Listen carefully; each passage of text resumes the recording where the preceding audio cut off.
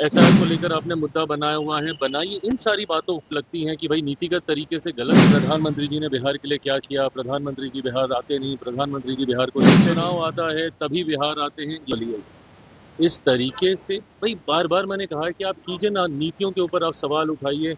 SIR को लेकर आपने मुद्दा बनाया हुआ है, बनाइए। इन सारी बातों को आप बोलिए जो आपको लगती हैं कि भाई नीतिगत तरीके से गलत फैसले हैं। पर इस तरीके से कहना, पिंडदान, मुख्यमंत्री जी के बारे में इस तरीके के अपशब्दों का उपयोग करना, ये कतई उचित नहीं है। इसकी मैं निंदा करता हूँ।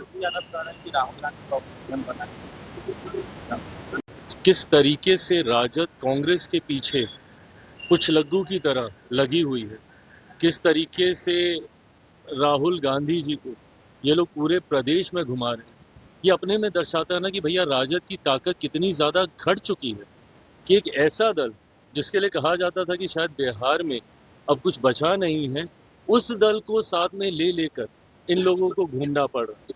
तो ऐसे में ये बात स्पष्ट है कि राजद पूरी तरीके से अपना जनाधार खो चुकी है और अब कांग्रेस जैसा दल जिसका देश भर में जनाधार कमजोर हो चुका है, उसके सहारे बिहार की नैया अब ये लोग पार करना चाहते हैं।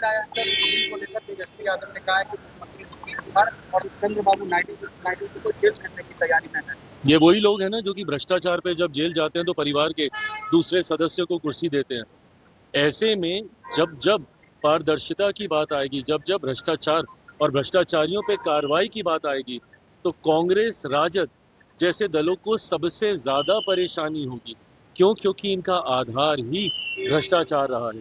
कांग्रेस का शासनकाल देख लीजिए, उसमें हुए घोटाले देख लीजिए, और राजद के घोटालों का जिक्र तो देश ही नहीं दुनिया में लोग करते हैं। तो ऐसे में जब जब केंद्र की सरकार भ्रष्टाचार, भ्रष्टाचारियों के खिलाफ ऐसे बिल लेकर आएगी तो सबसे ज्यादा तकलीफ इन्हीं लोगों को होगी।